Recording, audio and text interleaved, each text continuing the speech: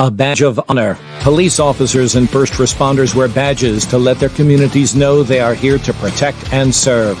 But that's not how it feels today, and the stress of the job is taking its toll, taking lives through suicide and post-traumatic stress injury. A Badge of Honor podcast features the cast of the same name, Sam Horwitz and John Salerno. Sam, John, and the team offer the first responders workshops through their critical incident stress management teams and mental health liaisons to offer state-certified T-COLE credit programs that save lives. It's time to smash through the stigma. It's time to heal from your injury, and it's time to back our blue. Welcome to A Badge of Honor podcast. Here are your hosts, Sam Horwitz and John Salerno. Hey, welcome to A Badge of Honor podcast powered by the OBBM network. Welcome, Sam. How are you? Doing great. Happy Monday, partner. Happy Monday, man. We have an amazing show today that really warms my heart because you know when we talk about PTS and we talk about childhood traumas, it really it pulls at my heartstrings, and I haven't been able to fully get the impact of healing through a lot of things, and the process that 220, our guests that are going to bring to us tonight, really brings a lot of hope and a lot of rejuvenation of not being so, oh my God, this failed. This brings a lot of hope to me as a person. So I can't wait to hear the story. Yeah, and speaking of hope, over the weekend up in Little Elm, had a great experience with being able to help, just like the title of our podcast tonight, Healing Our Heroes, is to help those guys up there heal. John, do you want to tell us a little bit about the fundraiser? Sure. I mean, we did two amazing things this weekend when we talk about making a difference when it comes to Healing Our Heroes with Little Elm. We had Officer Flynn was in a serious motorcycle accident in Little Elm, and he was off duty doing a duty gig, if that makes sense to people, because a lot of officers work off duty. They have assigned off duty work approval. Assignment, yeah. Yeah, assignment. So he was doing an escorted funeral, and he was involved in a serious motorcycle wreck, broke his back, both his legs, his ankles, the bottom of his feet. I mean, he is just all tore up. It's going to be a long road to recovery, and he does not get paid for, time lost. He does go on long-term disability, but that's going to run out. And, what I found out is that ambulance service, just going back and forth to the rehab center and to doctors in his wheelchair, is over $400 per visit. So that's out-of-pocket expense on a lot of this stuff. A lot of Little Elm has come out. A lot of the motorcycle clubs have come out and really helped support him. But go to Little Elm PD, reach out to Sean, Officer Sean Kenny, if you can help in any way, and see what he needs, because he's going to have a long road ahead of him. But it was an amazing turnout. A lot of good vendors. They did a lot of good raffles, so I think they raised a lot of money. It's going to be a long road from previous guests that we've had on, not only physically but also the mentally, because there'll be a lot to deal with. And our guests today are no stranger to when shit goes sideways. What you have to do to really kind of put yourself back together, not how you were pre-trauma, but help to live how you are now post-trauma. Some people call it post-traumatic growth. And the guys from 220, they have been immersed in the science. They know what works. They are both combat veterans, and we want to welcome Nick Davis and Dan Jarvis to the podcast. Welcome, guys, to A Badge of Honor podcast.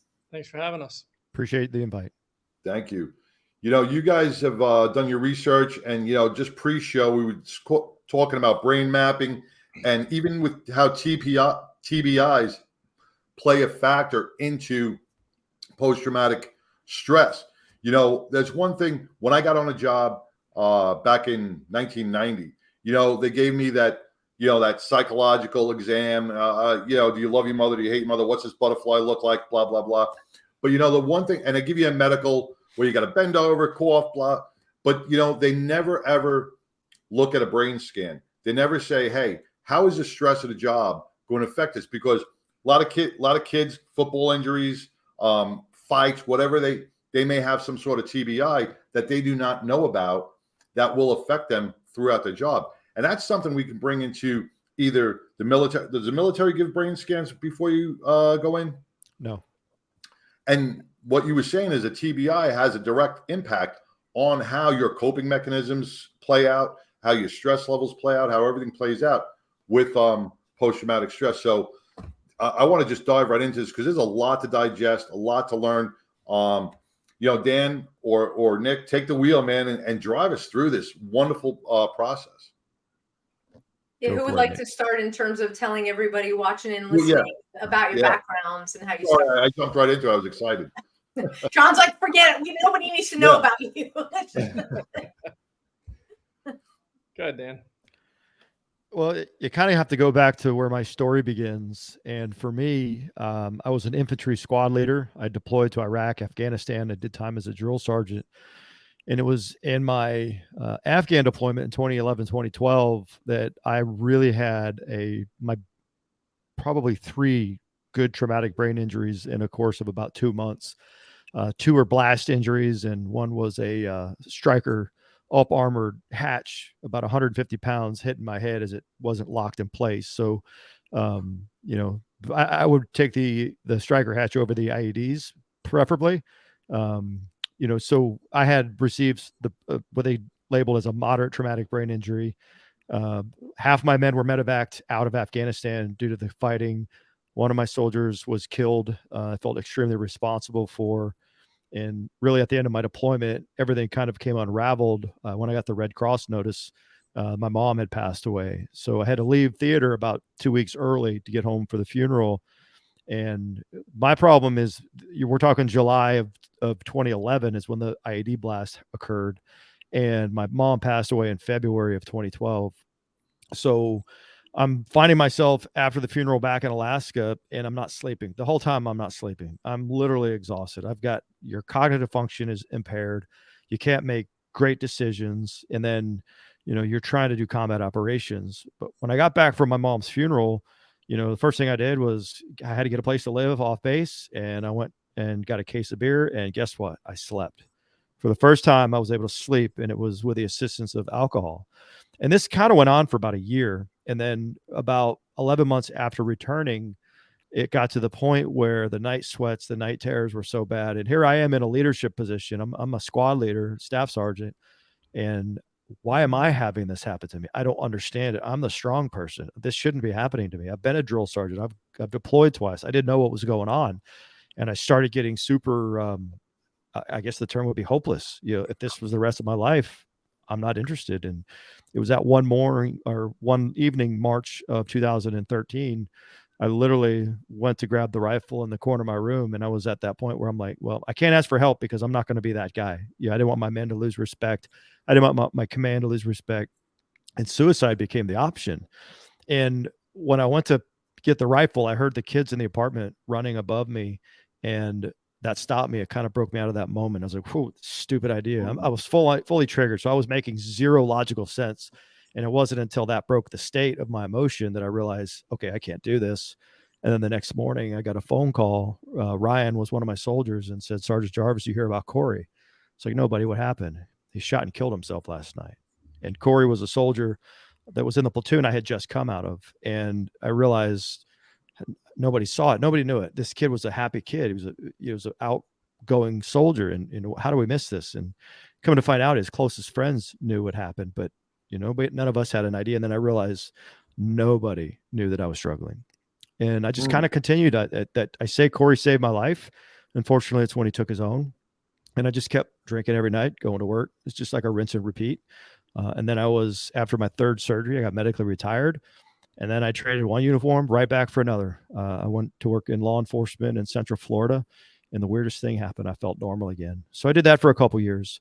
And then, realizing that chasing kids through the swamps of Polk County was not really something for a 42-year-old guy at the time to do.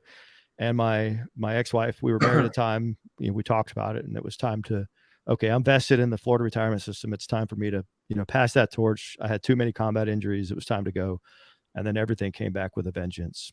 And then shortly after that, my ex really got me to seek help, and I went to the VA like all the other veterans, and medication and talk therapy was all they wanted to do. And things just kind of got worse and worse and worse. And then the VA kind of fumbled the ball. They canceled some appointments on me. I couldn't get back in after the first cancellation for about four weeks. Second one was 8 weeks. Yeah, I know. And I'll give you one guess as how many times they've called to see where I am. 0. All right.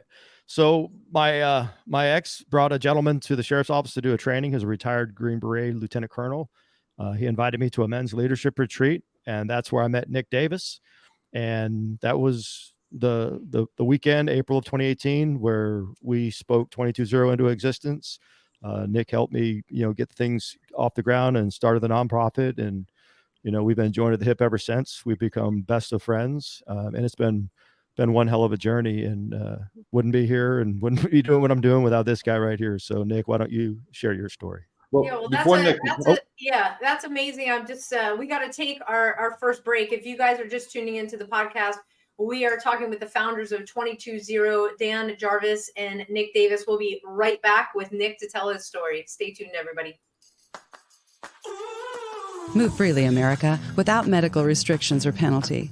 Without medical freedom legislation in place, our rights and freedoms are one vote away from being dissolved. Move freely, America, with one voice, without fear of retribution, achieving a common goal, medical freedom. We the people make our voices heard by connecting with state legislators and engaging a constitutionally compliant medical Bill of Rights for all citizens. Individually, change is improbable, but as an aggregate, attainable. It's time to act with one voice. My voice. And my voice. And my voice. And my voice. To protect our freedom, creating one voice that cannot be ignored. This requires your voice, too. Move Freely America. Go to movefreelyamerica.org to find a chapter near you. Plug in, donate, and help our legislators defend our God-given rights under the Constitution. Move Freely America. My voice. And my voice. And together with your voice, we're one voice that cannot be ignored. Donate today. MoveFreelyAmerica.org. Hey, welcome back to a Badge of Honor podcast with John and Sam. We have our guests, Dan Jarvis and Nick Davis with 22-0. If you're just tuning in, Dan gave a story, a little bio of himself. A couple of things before we get into Nick, I just wanted to touch on a couple of things, Dan, that you brought up with the IAD explosions. Those were concussion injuries, correct? They were all of them were concussion injury. Yes. Yeah. And a lot of people think to get a traumatic brain injury that you have to be directly struck in the head to sustain a TBI, but a concussion injury can do just as much damage as a strike, correct? Well, the actual strike would probably turn you into something you don't want to be turned into. But I mean, just by a football, blast injury, do the same thing. A blast injury. Yeah, it's overpressure. Your head is just bouncing around inside your skull. So a car crash, playing football, soccer, hitting a soccer ball with your head, just falling, slipping on ice. There's so many different ways to get a concussion. Skiing, snowboarding, you name it. It's your head is very vulnerable. Yeah, and that's what I wanted to bring up, because people could be suffering from a TBI and not know it. So that's why it's so important to really, if you're feeling changes in your mental health, it could be a direct form from a TBI. The second thing I wanted to touch on was the not recognizing the signs that you were battling. Now, we all go through this, and we see this time and time again. He's such a happy-go-lucky guy. I don't understand why he did this. And that's what me and Sam try to bring the awareness point so much, to say, we got to take one step further than, how are you doing? I'm fine. Okay, let's move on. We really have to take that next step. And that's what we got to start teaching everybody. So I'm glad you brought that up, because a lot of people, thank God for those kids, or you wouldn't be here right now. That's God's sign saying, hey, we're not ready to take you yet. But thank God that somebody saw it, God saw it, and said, hey, listen, if no one else is seeing it, I'm putting these kids there. So thank you for sharing that. I do appreciate it. Thank you. Nick? Yeah, I was 6, and my mom sat me down in this big chair and said, buddy, your dad's never coming home again.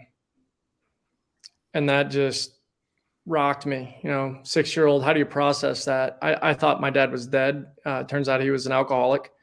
Some abuse with my mom, and her leaving my dad helped him get sober for the past 35, 40 years now. And he became a great part of my life. But I had several childhood events that affected me. And then I went in the military right out of high school. And I said, man, I'm going to get married. I want to have kids. I want to have a farm. I had all these ideas in my head, and I met a girl. We got married. She was diabetic, and they're like, have kids early if you're going to have them. I'm like, okay. So again, I'm like, going to have these kids. I'm never going to put my kids through what I went through, having to tell them mom's not coming home or dad's not coming home. And, I was coming back from a training. I was out of the service coming back. I had Haley and Emma. They were 3 and 1, cute little blonde, curly haired girls. And my wife says, I'm leaving. I said, where are you going? She said, I'm going shopping. Or I thought she was going shopping. She goes, I'm leaving you. And I was 6 years old again. Only this time it's worse, because anybody that has children knows that there's a love that you just can't replace. And same time she left me, the company I was working for went bankrupt.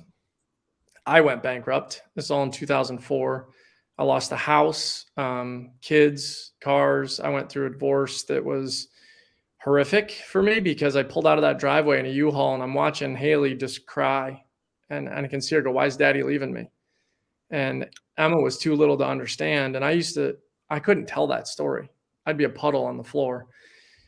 I share that because the ACEs is adverse childhood events. Dan and I have a commonality with different childhood traumas, and that's where it started. And the vast majority of veterans and first responders we work with, there's some form of childhood trauma. Doesn't mean it's your worst trauma, but it starts there. And if you have stuff starting there, the rest gets worse. So from there, I got back on my feet. 8 years later, I met my wife, Sarah.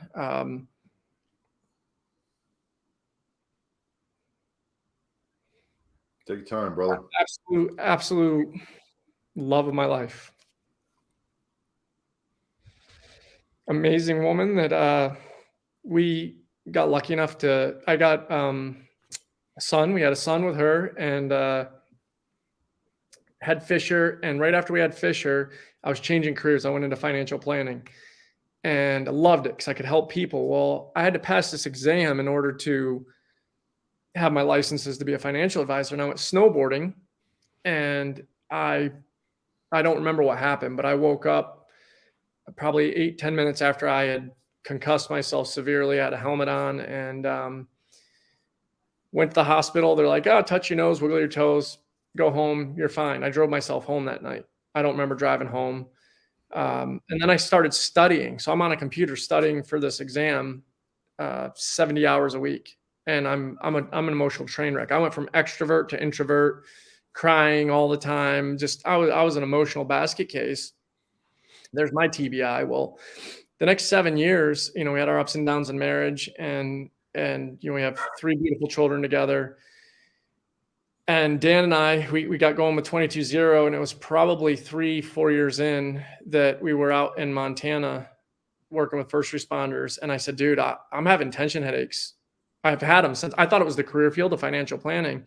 And I was having nightmares 4 or 5 days a week that my wife was walking out on me. We're doing the work, and here I am, the chucklehead, not understanding why this is happening, even though now we're going to talk about this today. And I'm sharing this because it's going to line it up, I think, for a lot of people. But I wasn't telling people about my dreams. I was also waking up every day going, I fucking hate myself. I suck.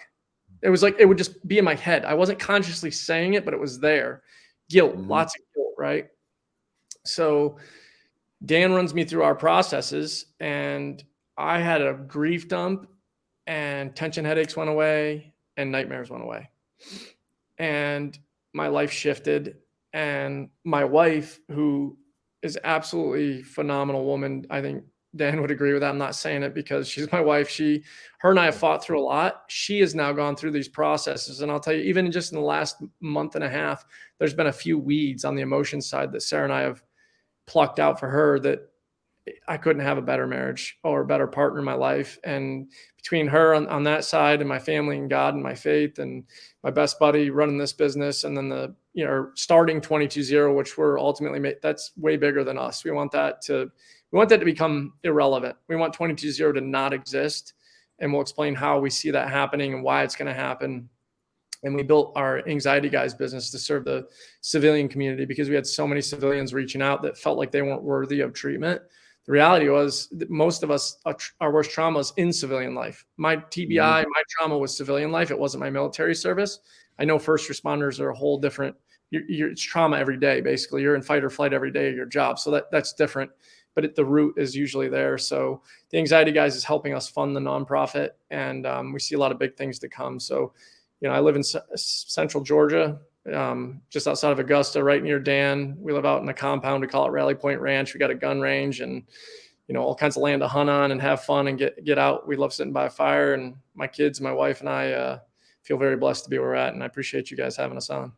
Oh, that is fantastic. Thank you for sharing that. And yeah, how you just explained with the nature, if you go on your website, you can see that. And we'll talk about it. We'll dive into 22-0, the protocols, how we can heal our heroes, how you guys heal heroes every day when we come back from this next break. Stay tuned, everybody. All right. Interested in starting a podcast or TV show?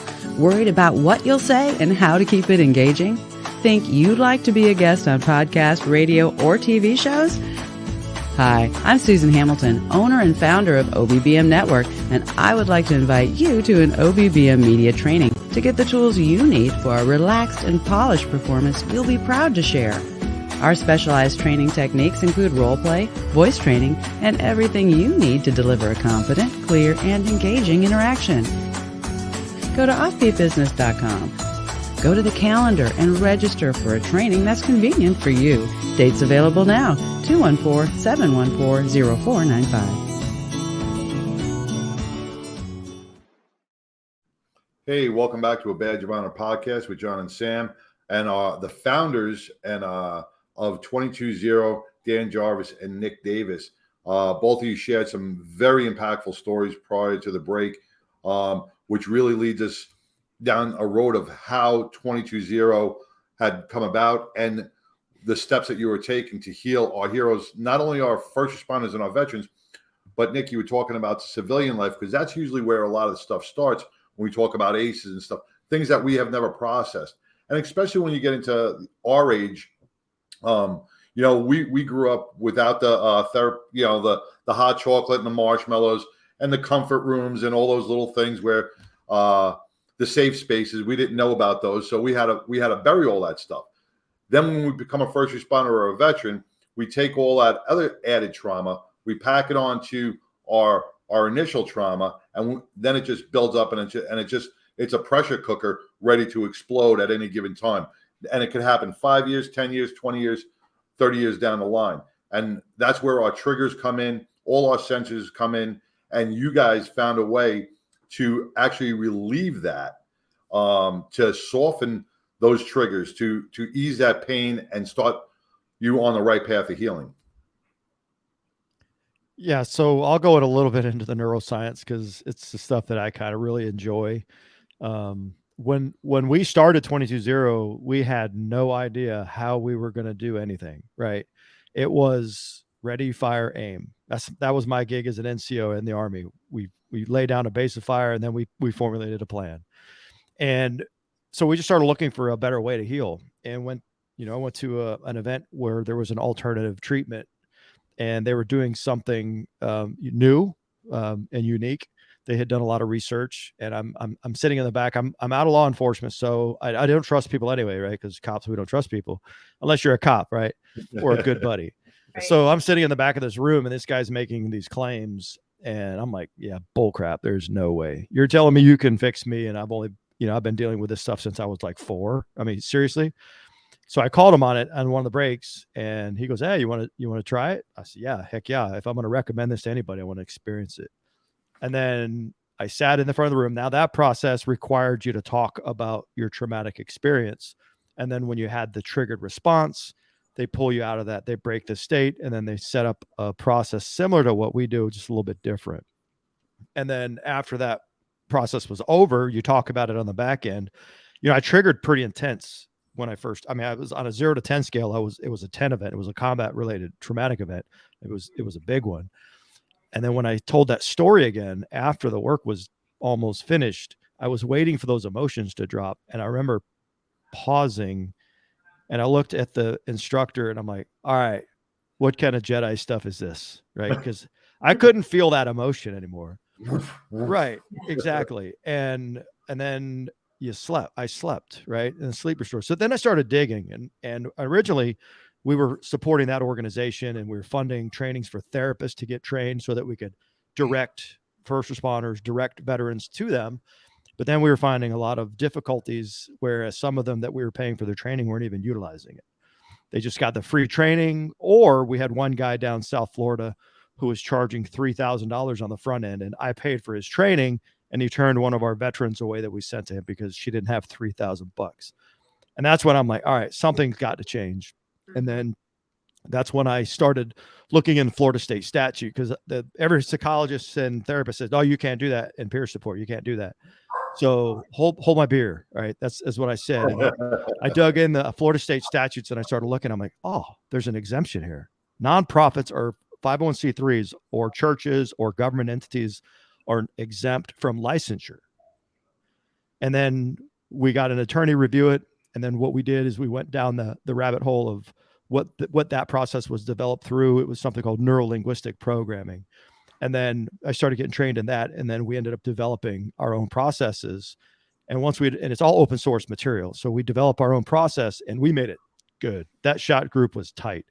Right. And we started doing research. I'm not a research guy. I'm not like I need to see it. I see the process working as I'm working with somebody. They're healing. They're getting better. We're moving on.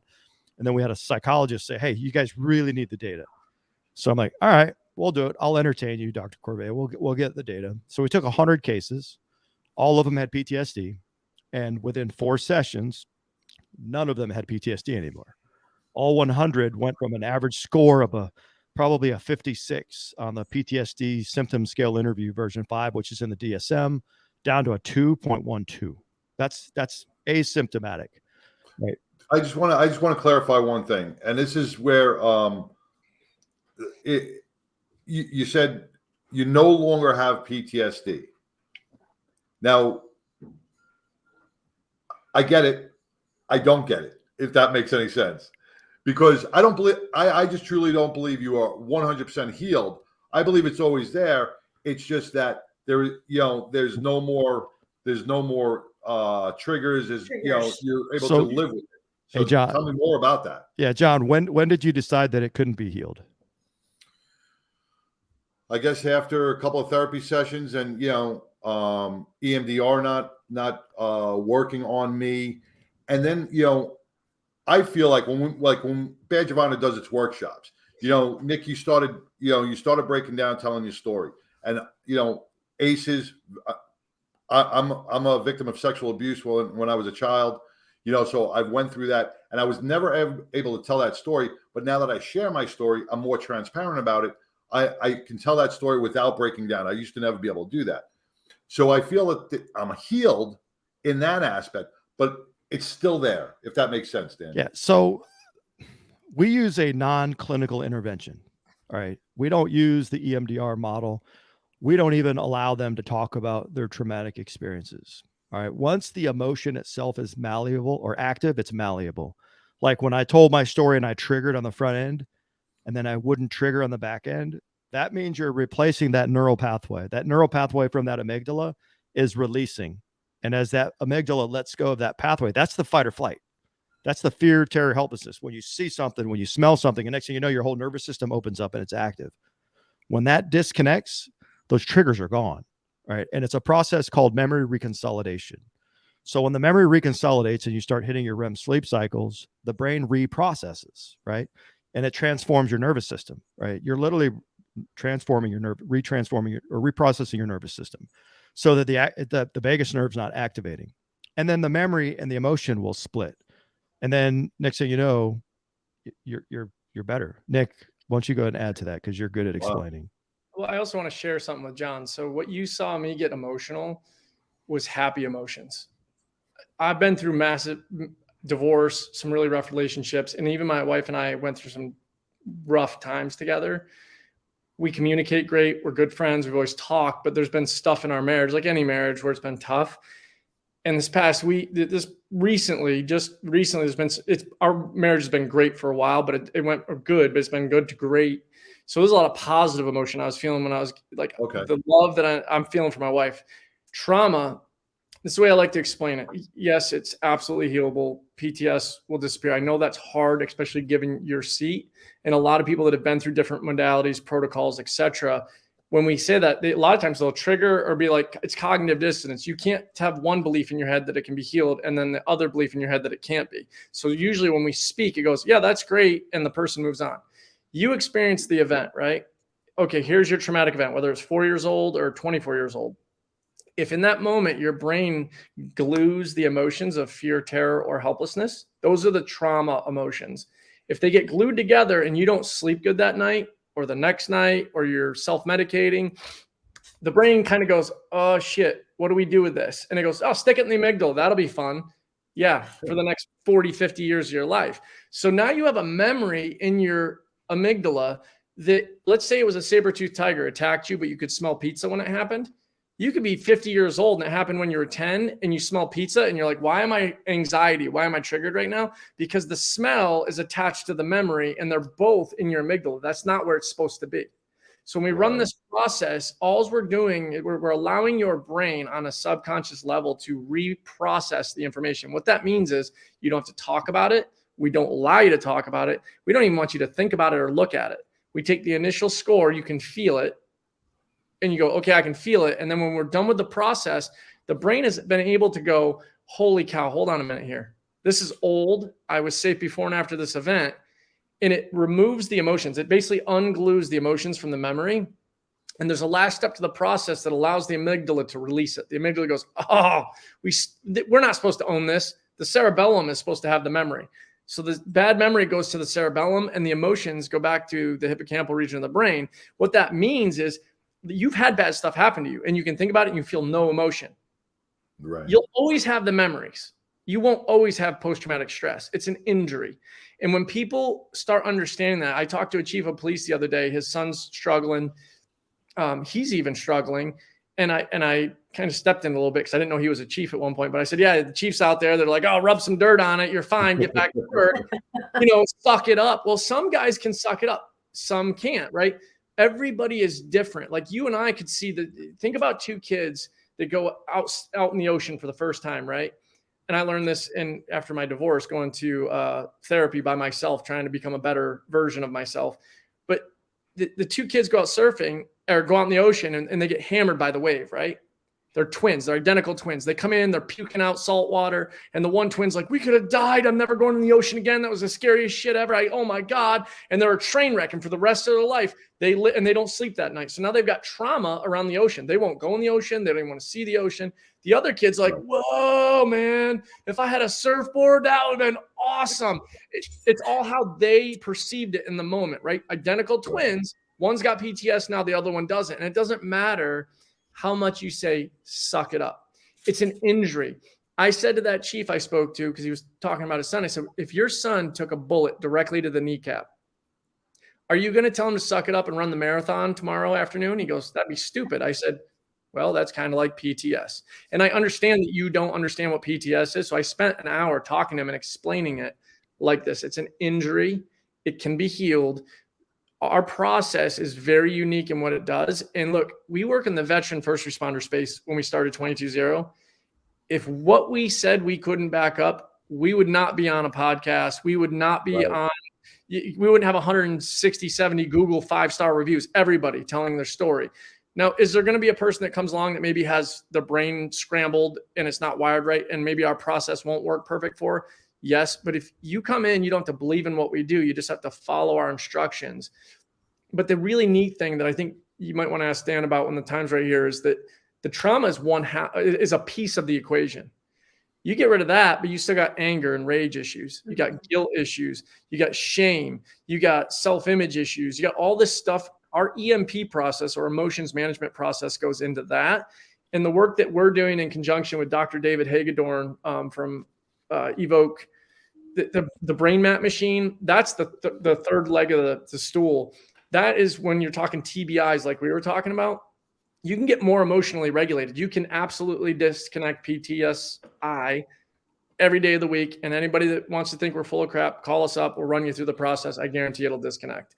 No, I'm super excited about it because I've been, everything you've just touched on, I relate to, from the anger, from waking up in the morning and feeling all that, feeling that's all those voices in your head, right? You're supposed to wake up happy, your blessed day, whatever.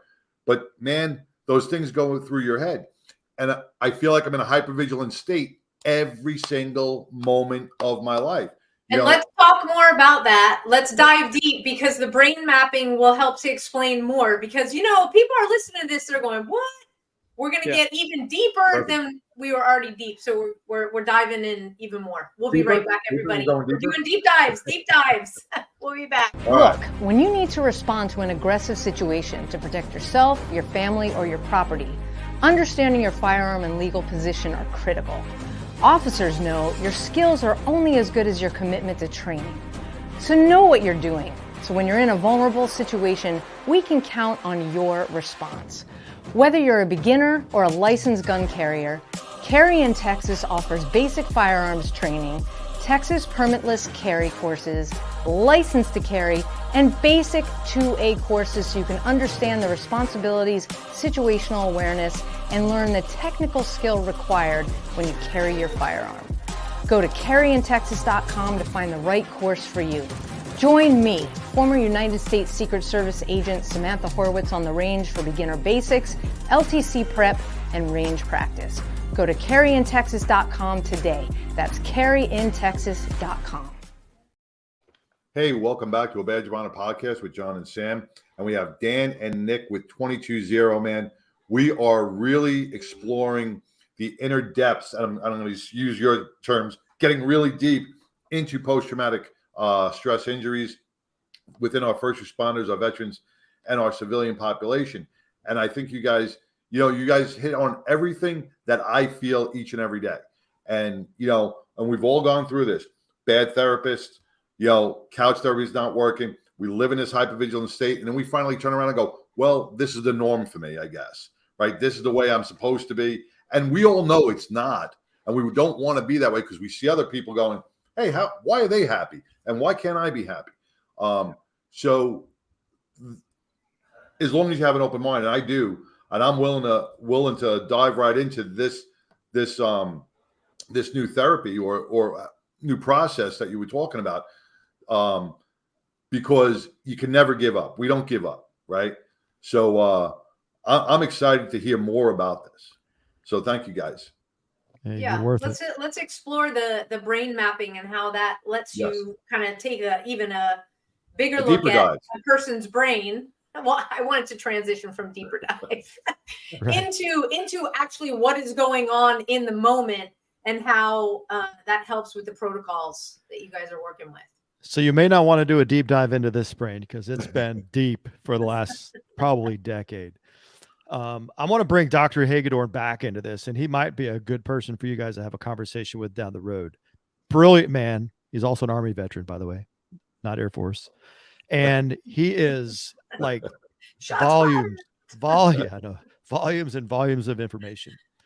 And about 2 years ago, I was like, man, I really would love to see what's going, because I'd heard about brain studies and how cool it would be to see what's going on, because I've heard that you can see the injury. It's not invisible. So we ended up getting connected with Dr. Hagedorn, and I had a conversation. I said, look, I'm flying to Maryland tomorrow. That's when I lived in Florida. And I'm going to run a female police officer through our protocols. It'd be awesome, if you could kind of witness that, maybe watch it on a Zoom or whatever. He goes, I'll tell you what, I'm going to close up shop and I'm going to drive to Maryland from Camp Lejeune. So he literally packed his car up within the hour, drove, got a hotel, and met me the next morning with this female police officer. And what he did was he put his Evoke neuroscience brain scan. It's an FDA approved piece of equipment. It's just the cap where it's all the nodes, and it's monitoring the Like yeah, tinfoil? not quite tinfoil. It's a cloth, but it's got the nodes in it, so it's detecting. Oh, there he goes. He's There's throwing me. always have one, I right? have There one of you those go. tinfoil hats. He's throwing me under the bus with that one. So, anyways, Dave connects her to the brain scan and finished up. It took about 35 minutes for him to run from the beginning to the end of the process. And he looks at his computer and he says, "Young lady, you've got one of the worst brain scans I've ever seen." And he goes, "And I work with MARSOC, Marine Special Operations Command, active duty military guys." And he says, "Looking at your subjective scores, they match your brain scan." And you should have seen the level of relief in her voice, because finally somebody believed her. Oh, okay. She's a female working in a predominantly male environment, and nobody believed that she was struggling. They thought she was faking it. And now she's got physical evidence. All right. So then I did about an hour and a half's worth of work with her right after the brain scan. And then the next day we came back and I did another hour and a half session with her. And then he hooked up the brain scan again. And when he did the evaluation of the follow-up brain scan, he sent us an email. He says, "Gentlemen, this is profound." He said, "What you're doing is neurological." He said, "This is no way placebo, because it already altered the brain scan within that 1 day or that day and a half period of time."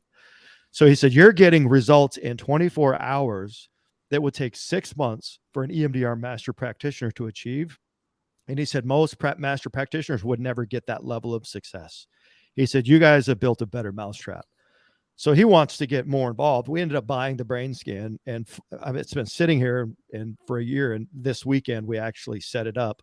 And we all, one of our buddies, a retired Green Beret, he got his brain scan. I got my brain scan. Nick got his brain scan. Nick, is it all right if I show your scan? Yeah, go for it. All right. So that's Nick's brain scan. All right. There's a lot of grain, but if you see up here, there's traumatic brain injury. Right. So there is traumatic brain injury on his scan. They can also detect heart rate. Now, this is my scan. Notice all the reds and the yellows. All right. There's a distinct difference. Now, Abel, I don't have his, but his was more of a blue color. So all three of us had similar symptoms, similar events occur, but we all have different responses based on that brain scan. And when Dr. Hagedorn read off to me, "Well, this is what you're probably experiencing," that was like, I felt like he was reading my life story. All right. And I'm just going to read some of them. That brain scan, they can tell poor cardiac health, anxiety, stress, cognitive impairment, concussion, brain injury, hypertension, hyperglycemia. All right. Sympathetic over arousal, that constant state of arousal, inability to sustain attention, poor stimulus responsivity, and then emotional control, lack of emotional control and dysregulation, concussion, brain injury. All right. And then dopaminergic, lack of dopamine. I'm not getting dopamine. He's looking at the scan. He goes, "You don't have PTSD. You don't have any of those things. That's all from brain injury." They're similar in how they present emotionally. And they're like, Nick can share with you my story this last, 5.5 years. It's up and down, and we've done so much work. And I'm like, why am I still feeling this way? Now I actually have a definitive reason why I feel this way. And it's not because I'm crazy. It's because I got rocked multiple times, blast injuries, brain injuries, football, TBI. The different, like our other friend that came with us, he's like flatline, like no emotions, right? He's very just steady Eddie. It's all good. My effects are a little different with some of the stuff, but that's why and David said to Dan, he's like, "Thank God you guys have the processes that you have, because you probably would have stroked out or had a heart attack, or worse, maybe you'd have taken his life at this point, because you had post-traumatic stress, anxiety, depression on top of this stuff. And the TBI. Yeah. Right. So that's where we're trying to, we're not the answer for everything. When we talk about post-traumatic stress and things like emotional, the big emotions, like I triggered a rage every day, we can disconnect those things. It doesn't mean that we got the silver bullet for every single thing that you're experiencing. If you're somebody that's had traumatic brain injuries, that is, and or hormone dysregulation. Like our friend had a lot of hormone issues that were affecting his heart and the way his body works. Now, I'm not the neuroscience guy, but I can tell you, when Dr. Hagedorn explained, "Hey, see this part of your brain? Like tinnitus." Most of us say tinnitus. It's tinnitus. I have it. I'm surprised you can't hear it right now. Dan's got it. our friend has it, but depending on what's causing it, and Dr. Hagedorn explained, if it's this part of your brain right in here, it's getting overstimulation. So there's noise when there shouldn't be noise. And I'm doing it no justice right now. He's like, we can fix that. Now I'm like, what you talking about, Willis? We can fix that. But then he goes into what we need to do and he explains it. And when somebody's explaining something in a way that they have no doubt about it, this is what needs to happen. Like an auto mechanic. Yeah. You know what? Your brakes aren't working because of this, this, and this, and this. And they know it, right? That's Dr. Hagedorn. He is not going to say we can fix this. He's going to say what needs to happen. Without a doubt, we all walked away from this weekend going, holy crap, this needs to be implemented. Think about a law enforcement agency. A chief says, you know what? Any new guys coming in, all my guys right now are getting scanned. Scan them. Now you've got a baseline, right? You get guys out of the academy. They all get scanned. They go through our processes. You don't carry any of your childhood bullshit into your career. That's the first starter. You're going to get traumatized probably at some point. Something pops up, pop the cap on, run the scan. It will even detect if you're suicidal. There is a marker for that. He can see anxiety.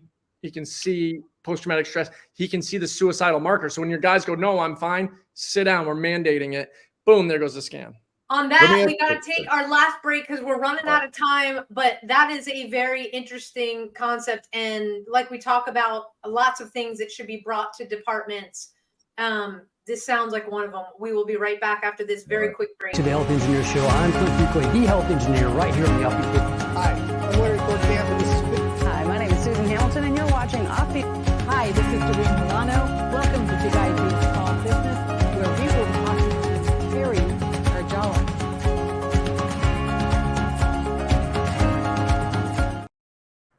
Hey, welcome back to a Badge of Honor podcast with John and Sam. And the founders of 22-0, Dan and Nick, throughout the show, we've been talking about post-traumatic stress injuries, along with TBIs and everything that leads up to, God forbid, those thoughts of suicide or those rages or those things that we cannot control through our life. And you guys finally made a breakthrough. A lot of people have gone through EMDR. Doesn't work for some people. This does. This sounds so positive on so many levels. Before we left, like Sam, you were talking, and Nick, you were talking about maybe putting this on the rookies. I mean, if it only takes 35 minutes, I mean, you sit in a doctor's office longer than that, waiting to be called in. Why can't we check on them periodically throughout their careers? And I think that's but one question I do have is there it has to help though, John. It's not just it's not just checking on them like pre-employment and throughout employment. It's having the protocols so when the stuff shows up, because we're hearing now about the guys who serve on SWAT with the same concussion blast injuries. You gotta have. It's great that we now know. Now it should be part of that periodic medical. It should go on their yearly medical like you do everything else to check how it's done. But are there when you put the scan on, are there the questions? How does the brain get stimulated? How does that happen? So what they're going to do is you're going to look at a computer screen, right? You're going to have your cap on, and it's all the electrodes are active. It's checking the electricity, and you're going to go through a battery of tests. First thing you're going to do is you're going to do a questionnaire, stress level, neurological, how's your sleep kind of thing. Do you get stress reactions? They're going to ask a series of questions. Are you depressed? And then you're going to just basically focus on an image on the screen. All right. And then you're just looking at it. All right. Then you do it. You close your eyes and you're looking at it for 5 minutes, or when you're closing your eyes. And then there's another thing where they have a big circle, a little circle, a big square, and white noise. And you're to hit the little button when you see the big circle, and it's flashing images, and it's looking for your reaction times. And based on your reaction times, what happens in the brain when you see a specific image, because it lights up that part of the brain. What happens when you hear something, that a part of the brain lights up. So they're getting a map of the actual brain, and they give a picture at the very end that they can go back and look at and say, oh, there's anxiety, there's depression, there's PTS. But here's the thing. We've got to stop labeling it as a disorder, right? Because it's not a disorder, right? Yep. It's a neurological injury. So now what we're doing is we're looking at a scan, and we see, all right, 31 days ago, you were in a critical incident. you're showing some things, so let's make you more efficient at your job. Go over, see Nick, run the protocol, go back to work like nothing ever happened. That's amazing. And a lot of what you're talking about is, we've scratched the surface. We got to have you guys back on, because we haven't even talked about anxiety, guys, and the amazing work that you're doing there with civilians. But if you guys go on to 22, it's the number 220, it's spelled out .org, for everybody listening. You will see all of this, all the big words with the 3-letter acronyms. It's all explained, and you can reach out to Nick and to John, to Dan, to better understand what this is and get into the community. Get started. Don't put it off. And if you're wondering, they can come on here and say, of course it works. Raising my hand, I did it. It works. Okay. And it doesn't take 6 months to a year. I had relief, and I noticed a lot of things after one session that Nick and I worked together. So there's just amazing things to come. So if you guys are willing, will you come back on the podcast? We can set another date to dive further in, because there's so much more. And I think the first responders and everybody listening deserve to know about this. Also, if you're a civilian, you need to know about it too, because everybody needs healing. Everybody's been through the shitter at some point in their life. And we just can't thank you guys enough for all of the years of time, for coming up with this protocol, for healing the numbers that you've healed, and just keep going, because this is profound. And like I said, I did it. Well, see, Nick and Dan, I really want to try this protocol, because like I said, over 50 years, probably 50 years of hypervigilant state. I think, Sam, you only saw it one time while I was out of it, and that was during that equine therapy, and I felt weird, and I didn't feel normal to me anymore, and it was crazy. And I'm looking for that weird, crazy feeling again, because I did enjoy it. Weird, crazy feeling. It was a great feeling, but it didn't sustain. It didn't last. Right. So I'm really, really excited about this process. And hopefully once I can go through it, I can share that with everybody else and really give you guys a big positive on this, because you already got the positive from Sam, and I would like to be able to do the same thing as well and really bring this to the forefront. You got your work cut out, guys. I'm kidding. No, challenge accepted. You got it. You got it. Dan and Nick, thank you again so much. Again, folks, reach out to them at 220.org. It's on the screen. They also have another website. I'm going to pop that up real quick. anxietyguys.com for civilians. Check it out. Seriously, this stuff works, and we will have you guys back on for sure. Yes. To keep going with this conversation. So thank you so much. Be healthy, be well, and thank you for what you do. Appreciate it, guys. You're saving lives. Thank you. Absolutely. Thank you. Man, Sam, all right. it is awesome. And we are connected to so many groups, and I just hope to be able to bring everybody that we're connected with, that's on our website, and talk about this so that even more people can take advantage of this. And one of the groups is right here, Carry the Load. We got to thank Carry the Load. We're part of their Continuum of Care project that we do with them every year here in Dallas at the Dallas Memorial March, for veterans, for first responders, for families. Check them out, carrytheload.org. Our other partner at Eagle Oak Retreat Foundation. Hey, for all of you veterans, current first responders, or if you're a retired first responder, Eagle Oak is hiring right now.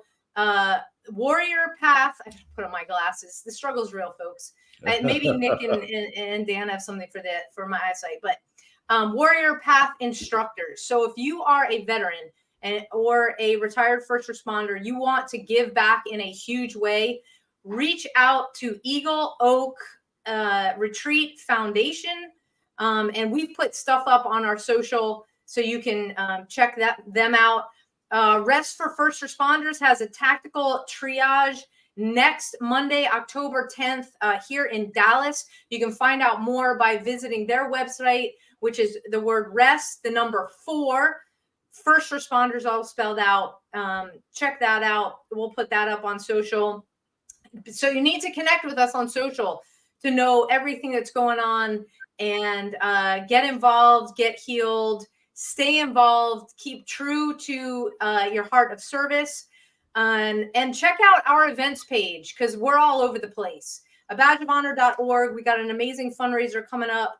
Thanks to Patriots Pour out here in Rockwall, the whole month of November. But check out our events page for where we are. We got to thank Nick and Dan from 22-0 again for coming on and explaining their incredible protocol to all of our veterans and first responders out there. Thank you. We are praying for you every single day. Thank you for keeping us safe here and abroad. John, take us home. Well, I just want to thank Nick and Dan once again for that inspired hope. I can't wait to try this. I think it's going to be the wave of the future. Don't forget, Walk the Bridge on the 15th of October in Fort Worth and in Rockwall. Please come on out and join us as we walk and heal together. And we can discuss what Nick and Dan have already, we could share a little bit more about what they did. And, that just for everybody out there, a fire alarm box is not a door handle, just to let you know. It does not open up a door. Just wanted to bring that up. And until next week, man, if you could be anything in the world, just please be kind. Thanks, Sam. It was a great show. Awesome. See you guys next week. Take care, everybody. Yeah. A Badge of Honor podcast is produced for the OBBM Network podcast and protected under copyright law. For content permissions, please submit your request to abadgeofhonor.com on the content page. For OBBM Network programming information, please call 214-714-0495 today.